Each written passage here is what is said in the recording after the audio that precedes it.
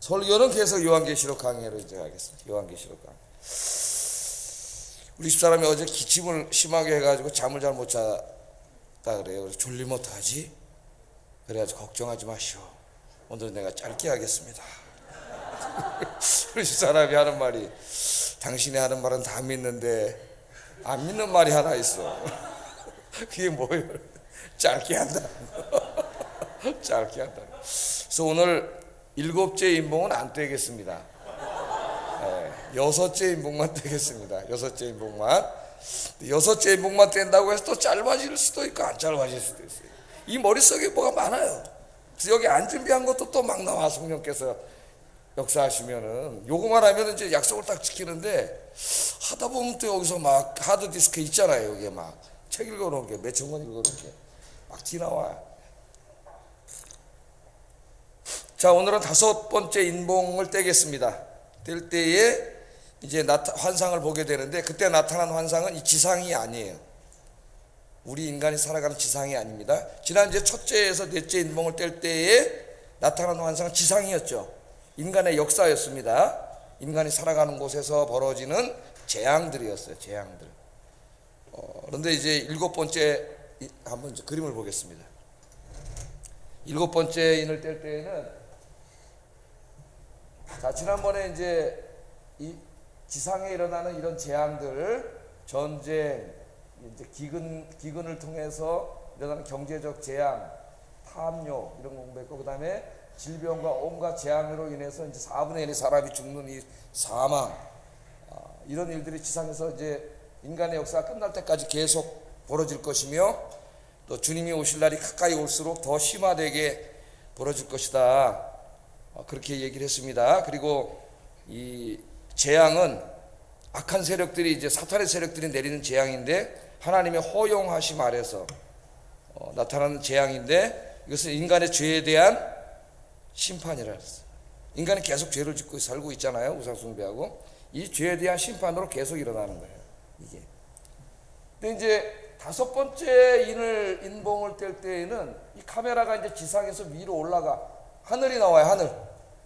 이 땅이 아닙니다. 재앙으로 가득 찬 이 땅이 아니에요. 지금 이제 지난번에 공부한 거는 지금 우리도 해당되죠. 지금 우리도 해당돼요. 전쟁과 이 경제적인 이 재앙과 이 사망, 질병과 이 재앙 속에 살고 있는 지금인데, 근데 이제 카메라가 땅만 있는 게 아니에요. 우리가 하늘로 올라갑니다.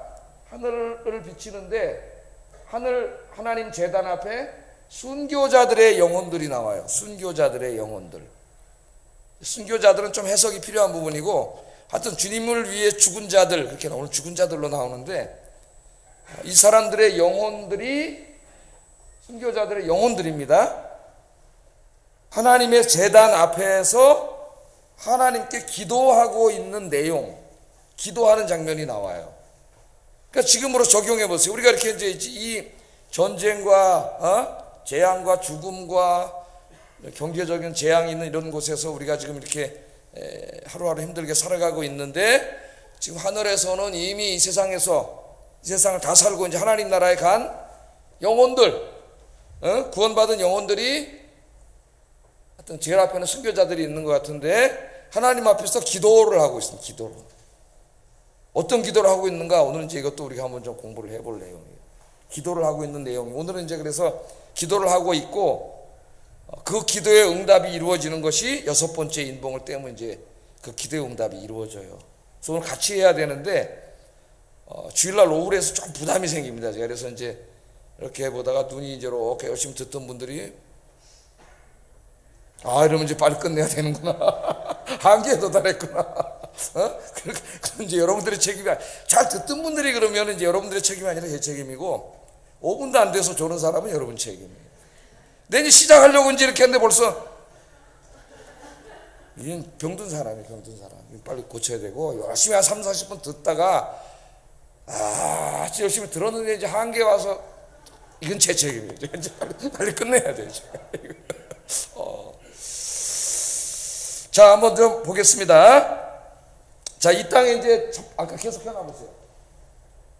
첫째에서 넷째 인봉을 뗄 때 전쟁과 경제적 재앙과 사망 이제 이렇게 나타나는데, 요거는 이제 기근에 의해서 발생하는 것으로 나옵니다. 그 당시 농촌사회이기 때문에. 근데 거기에 인간의 탐욕이 작용해가지고 이제 불평등이 계속 가속화되고 인간 경제가 무너지는. 계시록 마지막에 보면은 로마의 경제가 무너져요. 지중해를 중심으로 해서 지중해 무역을 통해서 엄청나게 번창하던 로마 경제가 싹 무너지는 그림을 통해서 자본주의 경제가 결국 붕괴함을 보여줍니다. 계시록에서. 자본주의 경제.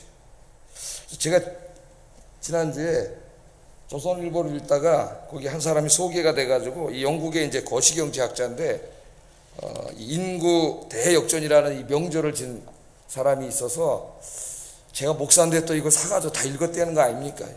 설교하기도 바빠 죽겠는데 왜 이렇게 또 관심은 또 거기 있는지. 내가 이 책을 읽고 우리 사람한테 요거 내가 저 다음에 저 국회의원 출마할까? 목회는 이제 은퇴하고 국회의원 출마할까? 예? 이 책을 다 읽어봤어요. 왜냐하면 이 사람은 거시경제학자이기 때문에 뭐 1년 후, 2년 후에 경제가 얼마나 성장할 건가 뭐 이런 걸 연구하는 사람이 아니라 이 변동해가는 이제 특별히 이 사람은 인구라고 하는 관점에서 거시경제적으로 20, 30년, 40년 후에 인류의 경제가 어떻게 될 것인가를 이제 전망하는 그런 책인데 이 사람은 이제 비관론자입니다. 자기는 소수 의견이라 그래요 아직은. 근데 이제 확신하고 있어요 이 사람은. 그게 이제 인구 변동으로 이제 설명을 합니다. 지금 이제 어떻게 되고 있어요? 자꾸 오래 살잖아요. 기대 수명이 자꾸 높아지고 설교가 또 길어지려고 그러네. 기대 수명이 높아지고 그 다음에 출산율은 저하되고 아이는 낳지 않아요.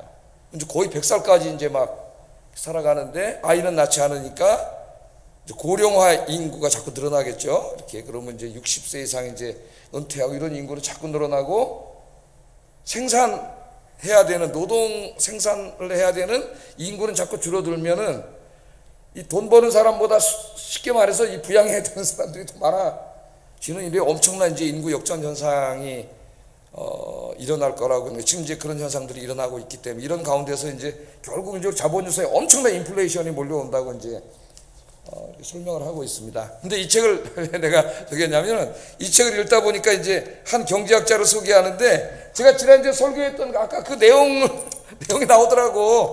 경제학자인데 교회 다니는 사람인가 봐요. 그 계시록에 나오는 전쟁과 기근과 경제적 재앙이죠. 이 질병과 온갖 재앙으로 인한 사망, 성경에 먼저 이게 좀 그런 재앙이 계속 있고 인간의 본성이 계속 저런 악을 저지르기 때문에 결국 이 책이 맞다는 거죠. 이 책이 이제 어두운 암울한 미래를 거시적으로 좀 이렇게 내다보고 있는 그런 책이에요. 그래서 제가 이제 이렇게 책을 읽으면서 첫째로 보니까 우리 교회 이제 연로하신 권사님들 있는데 제일 연로하신 권사님 박순옥 권사님이 이제 딱 계신데 지금 연세가 들면서 제일 걱정하는 병이 이제 알츠하이머예요.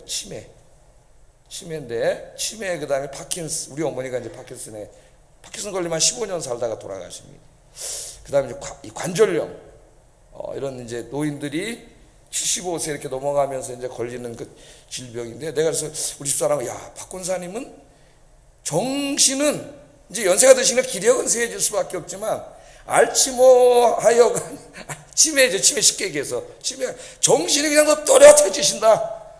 할렐루야. 그리고 저 예배드리고 계시잖아요. 진짜 딱 예배드리러 오시면 행복해. 그리고 집에 있으면 우울해도 교회 오시면 행복하신 분이에요. 그 생각이 들었어요. 그 생각이. 그러면 이제 거기에 대한 어떤 그 비용이 또 엄청나게 많이 들어갈 것이고 그분들을 돌봐야 되는 또 사람들이 있어야 되잖아요. 생산 인구도 줄어드는데 이제 그런 인구도 줄어들고 뭐 이런 얘기입니다. 주로 그렇게 하면서 이제 그런 경제 생산성이 계속 일하는 숫자가 적어도 뭐가 이제 인공지능이 발달하고 계속 생산력이 늘어나면 되는데 이제 그렇게 낙관론을 피는 사람도 있지만 이 사람은 그렇지 않을 거라고 이제 얘기를 하고 있고 그렇다면 이제 이게 점점 어려워지겠죠. 결국 인플레이션이 오게 되는데 그럼 이제 이런 것들을 조절하는 게 우리 자본주의 국가 안에 두 단체가 있죠. 하나는 정부가 재정 정책을 통해서 이제 할 수가 있고 또 하나는 이제 중앙은행이 독립적으로 존재하면서 통화 정책을 통해서 이제 조절을 해야 되는데 대부분 이제 선진국가에서는 중앙은행이 독립돼 있죠. 독립돼 있기 때문에 국가가 함부로 할 수 없습니다. 중앙 자발적으로 결정. 왜냐하면 정부라고 하는 것은 재정 정책을 필 때 포퓰리즘으로 갈 수밖에 없어요. 왜냐하면 선거에서 이기려면은 계속 재정 확장할 수밖에 없습니다. 이거 해줄게 저거 해줄게. 더더군다나 이제 노인 인구, 노령 인구가 많아지는데 이 노령 인구가 이제 다 투표를 하잖아요. 예? 그러니까 여기에 대한 복지에 대한 약속이 없이는 정권을 잡을 수가 없어요. 그러니까 이제 계속 재정 확대 정책을 막 이제 장밋빛 막 약속을 하는 거죠. 그럼 국가 재정은 고갈되고 인플레이션이 돈이 많이 풀리니까 인플레이션 점점 심해지고 그러다 보면 나라가 망하니까 정치를 그냥 내버려두면 안 되니까 중앙은행에서 이제 통화 정책을 쓸 수밖에 없는 거죠. 금리를 올릴 수밖에 없는 거죠. 금리를 올려야 이제 돈이 안 풀리니까 돈을 다시 모아야 되잖아요. 금리를 올려 지금 우리나라는 지금 정부가 이제 인기 없는 정책을 하는 거죠. 미국도 그렇고 금리를 올린 거죠. 금리를 올려야 이제 이 인플레이션을 잡을 수가 있잖아요. 또 금리를 근데 마냥 올리면 부작용이 또 엄청 많아. 가계 부채도 늘어나고 기업 부채도 늘어나고 또 정부 부채도 늘어나요. 공공부문. 가만히 앉아있는데 이자가 올라가니까 빚이 늘어나잖아요. 그럼 기업은 어떻게 해요? 그 은행 부채가 자꾸 늘어나니까 이제 은행 빚을 갚다 보면은 투자가 위축되고 그럼 새로운 투자를 안 하니까 일자리가 줄어들어요. 경기 침체되고. 개인도 어떻게 해요? 개인. 이자가 늘어나니까 은행빚 갚으려고 할 거 아닙니까? 우리나라 이제 영끌족이라 그러는데, 엄마 아버지가 오래 살다 보니까 이제 결혼할 때 옛날에 엄마 아버지가 70대면 돌아가셨기 때문에 그 집을 물려받아 자기가 살면 되는데 90, 100까지 살기 때문에 그럴 일이 없어요. 그러니까 자기 집이 없어. 요새 엄마 아버지보다 가난하다 그러잖아, 애들이. 나와서 집을 사야 되는데 돈은 없잖아요. 집값은 올라가고 은행이 융자내가지고 이제 하다 보니까 은행 부채가 많은데 금리가 올라가면 어떻게 돼요? 수입이 줄어드는 거지. 이게 빚이 늘어나니까. 그럼 막 갚으려고 하다 보면 소비를 안 하잖아요, 이제. 절약하게. 그럼 이제 기업에서 아무리 만들어내봐야 소비가 안 돼. 그럼 또 이 경제가 또 침체되고 그러니까 금리를 어느 정도로 조절하느냐는 굉장히 예술인 거예요, 사실 이거는. 이제 이게 국가 전체 경제를 위해서 모든 게 결정이 돼야 되는데 우리나라 같은 경우는 정치 과잉된 나라라 해가지고 정쟁밖에 안 하기 때문에 우리나라는 더 위험하죠, 지금. 더 위험해요, 사실은. 이게 이런 모든 거를 생각해서 그런 합리적인 사람들이 모여서 토론을 하고 금리도 정하고 이제 국가 재정 정책 이런 걸 해야 되는데 이게 우리나라가 양편으로 나눠가지고 서로 싸우는 것밖에 몰라. 이제 고향이 다 결정하고 뭐 이게 정말 어떻게 보면 제일 낙후한, 정치적으로 낙후한, 다른 데서는 굉장히 스마트한데 우리 한국 대한민국 국민들이 이 정치로만 오면은 진짜 한심한 국민이 돼요. 고향이 뭔데 뭐 고향 가지고 다 결정하고 무조건 그저 싸우고 맨날 이런 거밖에 안 하죠. 내가 왜 얘기를 하는지 모르겠네. 그래서 이제 성경과 비슷하게 인플레이션이 올 거라고 하는 이런 이제 비관론을 핍니다. 그러니까 인간이 아무리 낙관적으로 인공지능이 발전하고 생산성이 늘어나고 뭐 지금 인구가 좀 역전되고 있지만 그렇게 하고 이제 그렇게 얘기하고 있지만 그렇지 않다는 거예요. 이 사람. 근데 이 사람 얘기가 어떻게 보면 성경하고도 맞아요. 성경. 여기다 이 땅에 소망 두고 살지 마세요, 여러분. 이제 그때쯤 되면 6째 인을 떼셔가지고 우리 주님이 이제 이 땅 죄악은 다 완전히 심판하시고 이 땅에 하나님 나라 세울 줄 믿습니다. 우리는 그 하나님 나라에서 이제 이런 거 없는, 인플레이션 없고 뭐 디플레이션 없는 이런 하나님 나라에서 살게 되는 거죠. 할렐루야. 그냥 소망이 주님밖에 없는데 그것도 모르고 계속 이 경제에다가 소망을 두고 이거 어떻게 해보겠다고 살아가는 사람들은 정말 어리석은 사람이에요. 그래서 내가 이제 우리 사람하고 얘기를 하는데 생각을 했어요. 이제 오래 살아야 되는데 최고는 뭐냐? 건강하게 오래 사는 거다. 건강해. 아프지 않고 치매 안 걸리고 파킨슨 안 걸리고 남에게 의존하지 않고 건강하게 오래 살면서 늦게까지 일을 하는 거죠. 요새 건강하니까 80까지도 막 일하시고 그래. 그러면 이제 문제가 안 생기죠. 그죠? 80까지도 생산을 하니까 노인들이. 그렇다고 제가 80까지 목사하겠다는 건 아닙니다. 할 수도 없고 70에 간다야 되는데 그래서 이제 70에도 건강해. 내가 아직도 축구를 하는데 그래서 은퇴하면은 우리 뭘 하지? 그래서 보니까 청하고 빈대떡을 잘 만들길래 빈대떡 장사를 할까? 그래서 빈대떡이 잘 팔려가지고 그런 생각을 해봤습니다. 자, 이 땅에서 이처럼 우리 인간이 살아가는 동안은 이 죄악에 대한 하나님의 심판이 우리 인간의 마음속에 화평을 빼앗아감으로 계속 전쟁, 갈등, 다툼, 싸움이 일어나고 또 기근으로 상징이 되는데 경제적인 재앙이 일어나고 인간의 탐욕이 있어서 가진 자들이 좀 나눠줘야 되는데 더 자기만 가지려고 하다 보니까 불평등의 문제가 굉장히 심해지고 사회 불안적인 요소가 이루어지고 그 다음에 질병, 온갖 재난이 닥쳐와가지고 사람들이 죽어가는 이런 인간의 역사는 그렇게 갈 수밖에 없는 그걸 보여주는 거예요. 그런데 제일 먼저 흰 말 타고 누가 나타나셨어요? 우리 예수님이 나타나셔서 소망은 누구에게 있다고요? 주님께. 주님께 소망 두고 살아라. 그런 얘기입니다. 자, 그러면 이제 하늘을 보겠습니다. 하늘. 우리가 지금 예배 드리고 있는데 저 하늘, 하늘은 저기가 아니라 그랬죠? 하늘 그러니까 또 저기 생각하는 있고, 우리 예수님이 부활해서 승천하셨다 그러니까 저 하늘로 올라갔다는 얘기잖아요. 또 승이잖아요. 승천, 하늘로 올라감. 어디 몇 킬로미터 올라가신 거예요, 그럼 예수님이 지금? 그런 게 아니에요. 하나님의 나라와 인간의 나라는 겹쳐 있다 그랬죠, 동심원으로. 하나님은 여기 계시고 하나님의 나라는 여기 있는 거예요. 그러나 투명막으로 가려 있어서 교통할 수 없고 우리가 볼 수 없는 거죠.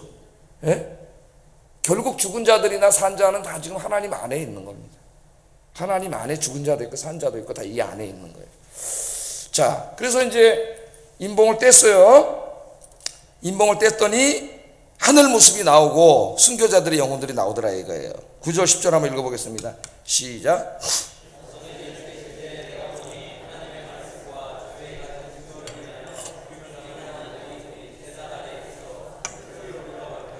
거룩하고 참되신 대주제여, 땅에 거하는 자들을 심판하여 우리 피를 신원하여 주지 아니하시기를 어느 때까지 하시려나이까. 자, 다섯 째를 떼니까 하늘이 나오는데 하늘에 하나님 제단 가까운 곳에 순교자들의 영혼들이, 그 죽은 사람이 그걸로 끝나는 게 아닙니다, 여러분. 어디 가 계세요 지금 다? 하나님 제단 앞에 있어요. 하나님 제단 앞에. 우리보다 훨씬 좋은 곳에 낙원에 가 계시다고 지금 그분들이. 거기서 있는데 뭐 하고 계세요? 기도하고 있잖아요. 기도하고 있어요. 그래서 하나하나 좀 살펴보겠어요. 첫째, 여기 있는 순교자들은 누구냐? 언제 죽은 사람들이냐? 뭐 제가 가르치는 것만 얘기해도 되지만은 일단 그 세대주의자들이나 또 많은 사람들은 이 사람들을 7년 대환란 때 죽은 사람들이라고 그렇게 해석하는 사람, 뭐 들을 것도 없습니다. 우리 7년 대환란 자체는 안 믿죠? 7년 대환란 믿어요, 안 믿어요, 우리? 그 생각할 것도 없고요. 두 번째는 너무 이걸 또 역사적인 어떤 사건에 대입하려고 하는 사람들이 있다 그랬죠. 지금도 있어요, 이런 사람들. 그래서 이 사람들은 저 도미티안, 요 시대에 순교한 사람들이다, 그렇게 쓰는 책도 있어요. 뭐 이런 것도 들을 필요 없습니다. 여기 있는 순교자들은 누구냐? 결국 아담 이후로부터 지금까지 주 예수 그리스도를 위해 살다가 또 그의 생명의 복음을 증거하다가 희생당한 모든 사람들의 영혼이에요. 모든 사람들의 영혼. 특정한 시기를 살았던 순교자가 아니고, 그러니까 여기 영혼들은 더 채워지겠죠. 앞으로 더 하나님 정한 숫자가 있다 그랬어요. 오늘 보면 더 그 영혼들이 거기에 있다, 그렇게 생각하면 되겠고요. 이제 최근에 이제 그 큰 방대한 주석을 썼던 G.K. 빌이라고 하는 사람은 단지 여기 이제 순교자의 영혼만은 아니다, 그건 비유적인 말로 순교자도 포함되고 순교자 플러스 주 예수 그리스도의 믿는 믿음을 끝까지 지킨 자, 순교를 안 했더라도 그 모든 사람들을 다 얘기하는 거다. 여기 죽은 자들이라는 말은 비유적인 표현이다. 그 주석에 그렇게 썼습니다. 그 말도 맞는 말이에요. 그 증거로 계시록 20장 4절을 대요, 이분이. 한번 읽어보겠습니다. 시작.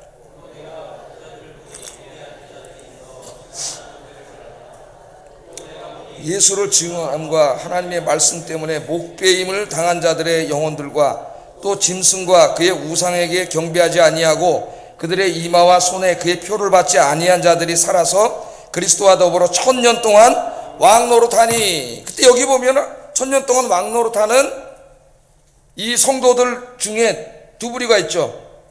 목배임을 당한 사람은 순교자죠. 근데 순교자만 있는 게 아니라 짐승과 우상에게 경배하지 아니하고 이마에 그 표를 받지 아니한 자들, 끝까지 믿음을 지킨 자들입니다. 또 있잖아요. 그러니까 이 둘 다 포함된다. 이 사람은 이제 이렇게 해석을 합니다. 저는 어떻게 생각하냐면 둘 다 포함될 거예요.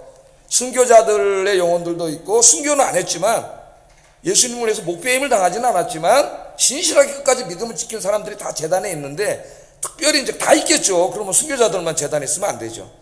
근데 오늘 특별히 여기에서 강조하는 것은 그 앞에, 제단 앞에 어떻게 보면 하나님께 가장 가까이 있는 곳에 순교자들의 영혼이 있다고 보여져요. 그건 틀림없는 것 같아요. 순교자들이 여기에 있습니다. 그러니까 순교자들의 영혼이 어떻게 보면 하나님의 제단 앞에 가장 영광스러운 곳에 있다, 가장 가까이 있다. 저는 그렇게 생각이 돼요. 주님을 위해서 자기 목숨, 가장 소중한 목숨을 바쳤는데 하늘에서 가장 영광이 커야 되지 않겠습니까, 여러분? 거기 있다는 것이 보여줘요. 자, 그러면 두 번째로 이제 생각해 봐야 될 것은 이 순교자들이 왜 하나님의 제단에 있는가?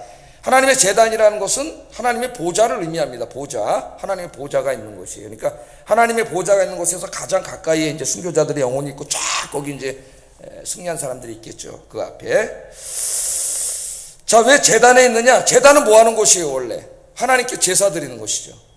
그러니까 제단에는 뭐가 항상 드려져요? 제물이 드려져요, 제물이. 그러니까 이것은 뭘 말하냐면 하나님께서 가장 기쁘게 받으시는 제물은 우리 자신이라는 거예요. 우리 자신. 우리 자신의 한평생의 삶입니다, 여러분. 예? 뭐 헌금도 내고 우리가 다 내지만 내 한평생의 삶이 정말 목숨까지도 하나님 앞에 드린 사람 순교자가 되는 거고, 순교하지는 않았지만 그래도 내 한평생 신실하게 내 인생을 다 드렸던 사람들. 그래서 제단이라는 말을 쓰고 있어요. 보좌 앞에. 제단의 제물을 드리는 거기 때문에 하나님이 가장 기뻐하시는 제물은 여러분 자신이에요. 그래서 우리가 오늘 헌신 예배 드리잖아요. 헌신은 뭐예요? 드릴 헌자에다가 몸신, 내 몸을 드리는 예배를 드리는 거예요. 근데 우리가 그렇게 살아야 되는데 못 살잖아요. 예? 자꾸 세상 바라보면서 살지 않습니까? 그래서 헌신 예배를 드리면서 다시 이 시간에 다짐하는 거예요. 내가 이제 내 인생을, 생애를 주님께 드리는 삶을 살겠습니다. 우리가 매일 헌신해야 되지만 오늘 이런 예배를 드림으로 더욱더 그 헌신을 어떻게 다짐하는 거죠. 다시 한번 다짐하는 시간이 되기를 우리 삼사남전도의 여러분 주의 이름으로 축복합니다. 우리 아영교회들도 마찬가지고요. 네. 자, 우리 예수님께서는 여러 번 말씀하셨어요. 네 마음을 다하고 목숨을 다하고 힘을 다하고 뜻을 다하여 주 너의 하나님을 사랑하라. 그러니까 하나님을 믿고 사랑하고, 특별히 이제 계시록에 복음 전하는 일과 이게 다 연결되어 있어요. 생명의 복음을 전하고 전도하고 하는 이런 모든 일을 함에 있어서 마음을 다하고 목숨을 다하고 힘을 다하고 뜻을 다하여, 이 말은 너의 전 인격을 다하여, 그 말, 너의 전 삶을 다하여 온전한 헌신이에요. 온전한 헌신. 하나님께 드리는 헌신은 100%. 그래야 하나님 받으시는 제물이 됩니다. 여러분의 인생이. 예? 하나님께 이 제물 드려야 되는데 자꾸 반은 저쪽 나가 있으면 안 되겠죠. 자, 우리나라 기독교가 짧은 시간에 엄청나게 부흥한 사실에서 세계인들이 놀라고 있는데, 이 부흥의 뒤안길에는 순교가 있었다는 겁니다. 순교와 헌신. 그래서 우리 한국교회가 이제 짧은 시간에 부흥이 되고 있는데, 이제는 다시 그런 게 없어지면서 이제 다시 감소하고 코로나를 기점으로 다시 확 이제 이렇게 무너져 가고 있다, 지금. 자, 우리나라 뭐 얘기 안 해도 여러분 한국교회에서 여러 번 들어가지고 우리 조선 말기에 엄청나게 많은 가톨릭 신자들이 순교를 당했잖아요. 특별히 그 제사 문제와 얽혀가지고 우리 유교 문화권에 부모 제사를 안 지내는 저런 서양 귀신놈들이 와가지고 그런다 그래가지고 엄청나게 많은 사람 죽었는데, 그 당시에 이제 서인들하고 남인들하고 당파 싸움하면서 가톨릭이 이제 남인 쪽으로 들어왔어요. 남인 쪽. 남인의 이제 그 대표적 여러분 잘 아는 그 장희빈이 남인이죠. 그래서 이 숙종이라고 하는 임금은, 이 사람은 절대 한쪽에다가 힘을 몰아주지 않습니다. 그래서 숙종 때 환국이 4번 일어나요. 한번 다 죽여버려. 예? 서인, 인현왕후, 서인이잖아요. 그쪽 해서 서인들을 키우다가 왕이 사랑해주면 어떻게 해줘요? 교만해줘. 자기들이 이제 왕을 능멸하려고 그래. 그럼 다 죽여버려요. 싹 하고, 그 다음에 남인을 확 들여오느라고 인현왕후 폐위하고, 장희빈, 남인 앉혀놓고 남인들을 더 등용하고, 이런 식으로 계속했어요, 숙종이. 그러니까 조선시대 왕 중에서 제일 자기 멋대로 하고 싶은 대로 하고 산 왕이 태종 이방원, 그 다음에 연산군, 그 다음 숙종 3사람밖에 없어요. 진짜 왕답게 멋있게 자기 멋대로 한번 하고 간 사람이에요. 자, 그런데 이제 그 남인, 여러분 잘 알고 있는 정약용, 정약전 이런 형제들 이제 카톨릭 신자였죠. 그래서 이제 가족이 멸문지화를 당합니다. 그 위대한 정조도 유교학자, 성리학자죠. 그 사람도 이제 그 집안이 다 박살이 나고 18년 동안 유배를 가고 이제 형은 다 하고 죽고 다 이런 일들이. 그 자산오보라는 영화가 있어요. 한번 보세요. 굉장히 좋은 영화입니다. 자사노보. 그 정약용의 형인 정약전이 저기 어디 흑산동가 귀양 가가지고 머리도 다 천재예요, 이 형제들이. 그러니까 머리 좋은 사람 가서 그냥 거기서 있지 않고 거기 가서 소당 만들어서 애들 가르치고 가만히 보니까 물고기들이 막 올라오는데 해마다 물고기가 다 달라. 종류도 다르고. 그래서 그거를 그냥 보고 지나가면 아무런 지식이 안 되는 거죠. 똑똑한 사람은 기록을 합니다. 3월 달에 뭐뭐 잡히고 이름이 뭐냐 그 동네한테 물어봐가지고 탁 적어서 1년 365일 어느 달에 뭐가 잡히고 뭐가 많이 하고 이걸 다 적은 책이 자사노보예요, 자사노보. 그러니까 이 머리 좋은 애들이 있어야 돼요. 예? 그걸 다 만들어가지고 그런 일을 해서 한번 집에 보세요. 넷플릭스에 있을 거예요. 자사노보. 역사도 한번 공부하면서 여러분들 꼭 보세요. 자, 그 우리나라는 엄청난 순교자들을 배출한 나라라는 거. 그래서 더 많이 죽은 거예요. 당파에도 몰리고 남인들 죽일 때 이제 천주교랑 엮여가지고 이제 많이 죽이고. 그래서 우리 저 절두산에 가면은 그 많이 있잖아요. 우리 아이들 계속 매년마다 가가지고 이제 순교의 역사인데, 하여튼 기독교 역사 자체가 순교예요. 도미티안 때부터 시작해서 엄청나게 많은 사람들이 순교. 그러니까 기독교는 예수님이 돈 많이 벌고 잘 살고 행복하고 이런 거 없었는데 우리나라와 이제 미국하고 우리나라 돌아가지고 변질을 해버렸어요. 기독교 그러면 고난과 순교 역사입니다. 순교의 피 위에서 이제 교회가 세워졌고 요한계시록도 그걸 계속 강조하고 있어요. 그래서 제가 한번 그 영락교 우리나라 이제 교회 중에서 영락교회 그 김웅락 장로님 계신데 영락교회 가면 이제 가보시면 알겠지만 그 순교비가 있어요. 순교비가. 그 김웅락 장로님이라고 하는 장로님, 그 한경진 목사님하고 같이 그 영락교회를 세웠던 그런 장로님입니다. 훌륭하신 분인데 그 순교비에 이렇게 써 있더라고요. 지금껏 살아온 일생을 통해 이 날보다 더 기쁜 날은 그 어느 때도 없었다. 아, 이건가? 몇 페이지야 이게?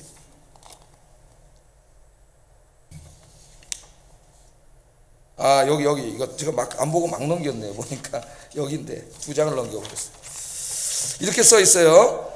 무거운 발길을 옮겨 골고다로 향하신 피 어린 주님 발자국 따라 생을 다하고 의의 길을 택하시오며 모진 붉은 돌에 쓰러지시올 때 스데반의 미소 또한 그 광채 만면에 사무치고 마지막 한 방울 피 흘리시도록 영락의 제단 부둥켜 안으사 숨을 거두셨으니 배단이 뜰에 첫 번 맺은 순교의 원공은 장하시다.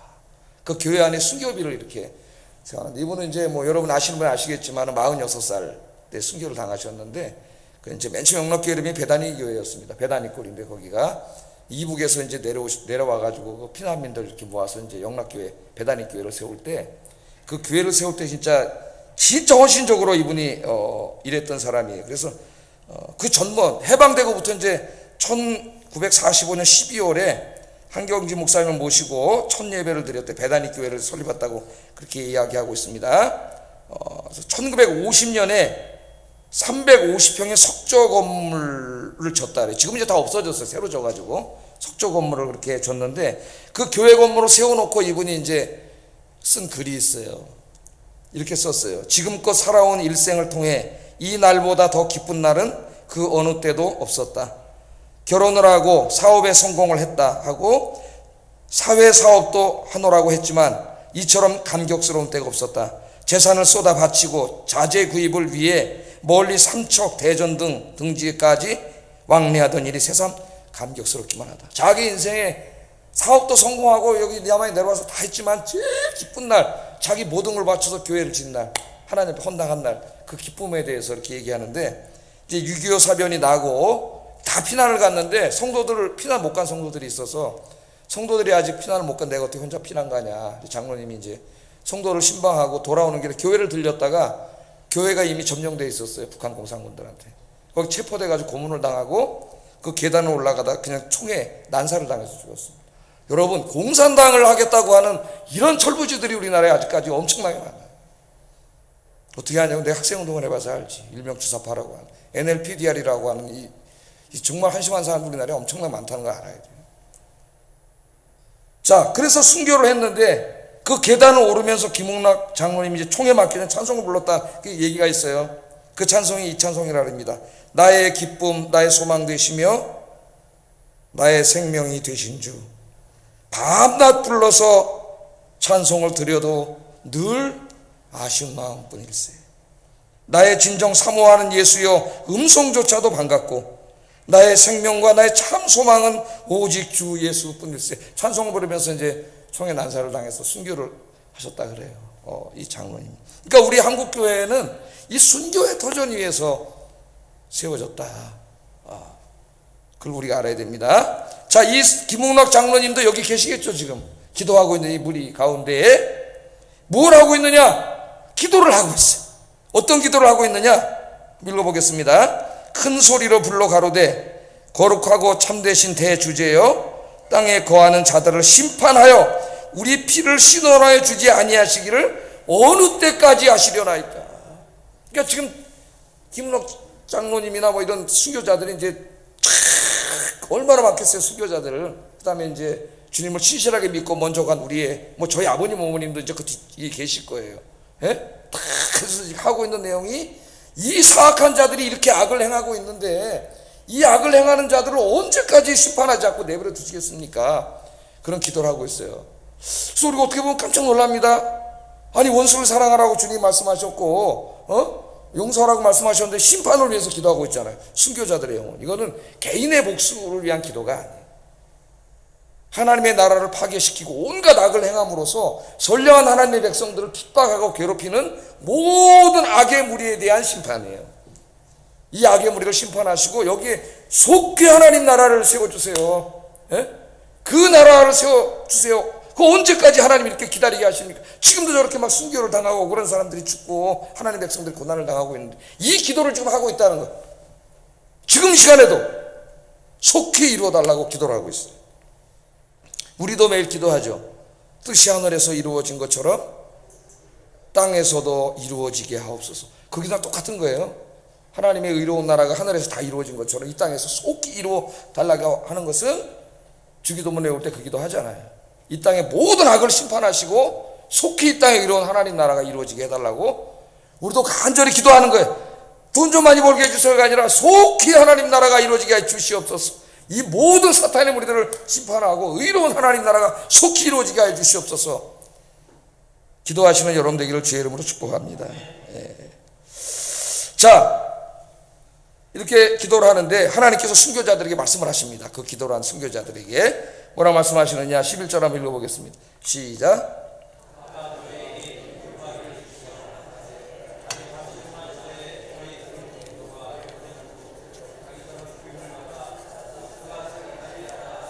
예, 첫째는 흰 두루마기를 주셨다 그랬어요.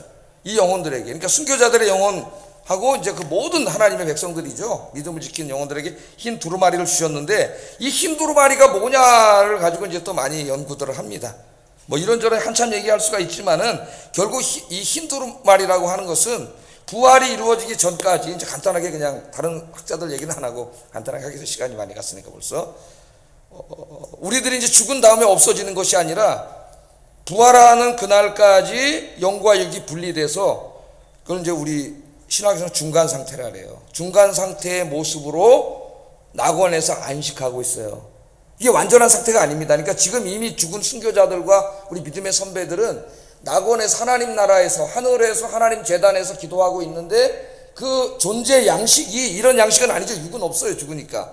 그 영이 이제 있는데 그 영이 완전한 영은 아니에요. 왜냐하면 이제 이 부활해서 이 육과 다시 합쳐가지고 우린 부활을 믿기 때문에 그 부활이 일어나야 이제 완전한 몸을 입는데 그 부활이 되기까지의 그 중간 상태로 존재하는 중간 상태라고 합니다. Intermediate state라고 그러는데 중간 상태. 우리 쉽게 그냥 영혼이라고 합니다. 영혼. 그 영광스러운 몸. 예? 그 몸으로 거기서 안식하고 있는 그런 모습이에요. 그 존재 양식을 주셨다는 거예요. 구원받은 모든 사람들에게. 그래서 죽으면 그냥 끝나는 게 아니라 여러분 이 육신은 장사 지내지만은 생명의 본질의 영혼이 이사가는 거예요. 이사. 여러분 죽는 날은 이사가는 날이에요. 어디로? 죄악 세상을 떠나서 하나님이 계신 낙원으로 이사가는 날이니까 너무 안 죽을 날이지 마세요. 더 좋은 곳으로 이사가는 날이에요. 이거 믿음이 없으니까 이제 기도를 하셔야 돼요. 뭐 저도 완전한 믿음이 있는 건 아닙니다. 계속 기도하면은 소망이 생겨요. 소망이. 죽음에 대한 두려움보다 이사가는 것에 대한 소망이 더 커지는 거죠. 더 좋은 곳에 가는데, 그래서 주 안에서 죽은 자가 복이 있다. 세상의 어느 종교도 주 안에서 죽은 걸 복되다 하는 것은 없습니다. 자, 그런 중간 상태에 있는데, 자, 그 다음에는 뭐라 그랬어요? 그 다음에는 빨리 심판하고 이 땅에 하나님 나라 이루어지게 해달라고 기도했잖아요. 그때 하나님 뭐라 그랬어요? 저희 동무 종들과 형제들도 자기처럼 죽임을 받아 그 수가 차기까지 기다리라 그랬죠. 그 수가 차기까지 기다리라. 이제 성경에 보면 두 가지 말씀이 나오는데, 마태복음 24장 14절에 보면 이 천국 복음이 모든 민족에게 증거되기 위하여 온 세상에 전파되리니 그제야 끝이 오리라 하니까, 이 복음이 모든 사람들에게 전파돼야 끝이 온다고 예수님께 설교를 하셨고, 오늘 본문에서는 잠시 동안 쉬되 저희 동무 종들과 형제들도 자기처럼 죽임을 받아 그 수가 차기까지 하라. 똑같은 말씀일 수 있지만 계시록에는 어떻게 하나님이 정해놓은 순교자의 수도 있는 것 같습니다. 그러니까 모든 사람들에게 복음이 전파되기까지, 또 하나님이 정해놓으신 순교자들의 수가 차기까지 기다리라. 그러니까 지금 이 악을 하나님 능력이 없어서 가만히 두시는 게 아니라, 구원을 해야 될 사람들이 더 있기 때문에 사랑의 하나님이 기다려주시는 거예요. 그러니까 어떻게 구원하느냐? 계시록에는 뭐라 그래? 우리가 가서 교회가 빨리 목숨을 걸고 순교하면서 전도하라는 거예요. 전도. 그래서 하나님이 구원하시는 숫자가 다 차면 이 기도가 이루어져요. 그래서 6번째 인을 뗄 때 이제 기도가 이루어집니다. 약속대로 6번째 인봉은 다음 주에 떼겠습니다. 다음 주에 기도하겠어요. 기도. 이 땅에서 주님을 위해 죽은 사람들은 하늘에서 가장 영광스러운 자리에 있습니다. 우리가 순교하지는 않겠지만 순교의 신앙으로 주님을 섬기고 하나님의 나라에서 복된 영광이 이루어지는 사람이 되게 해주세요. 기도하시고, 순교자들처럼 이 땅에 하나님 나라가 속히 이루어지도록 기도하면서 열심히 전도하게 해주세요. 기도하겠습니다. 사랑하신 아버지 하나님, 감사합니다.